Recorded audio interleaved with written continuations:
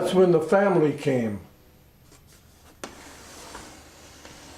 And this is when he came alone. See? It was just weeks after the Armenian Genocide that Jack Gavigian's dad, who was in the U.S., went back to his homeland for his family. When he went back to Armenia from America in 1914, in 15 he went back to pick them up, and they were all gone, and it was a mess. History will tell you that. But Gavigian managed to save his new wife. My dad is there, his mother's here. The Gavigians are just a small part of Fresno history that started back in 1872.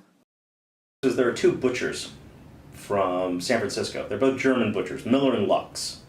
And Miller and Lux were looking for land to feed cattle and to graze cattle. And what they did was they took script from after the Civil War and they turned that script into land. At the time, if you looked from your left to your right, Fresno was nothing but sand plains, but there was also a green wheat field which belonged to A.Y. Easterby. This is where Stanford decided to build Fresno as a part of the Central California colony. By 1875, the colony began developing the area and dug hundreds of miles of irrigation canals.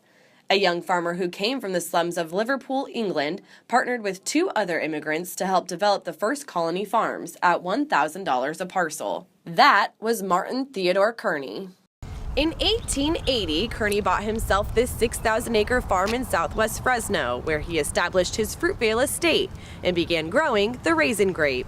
Most of this land was dedicated to growing raisins, so whether you lived in San Francisco or New York at the turn of the century, if you looked at your box of raisins, it would have a picture of Fresno on it. So Kearney was preceded by the Chinese railroad workers and Scandinavian farmers, and followed by Germans, Russians, and Japanese, who all came here to start a new life. Agriculture and diversity, two things the Central Valley has always been known for. Dayna Lipkin, Fresno State Focus.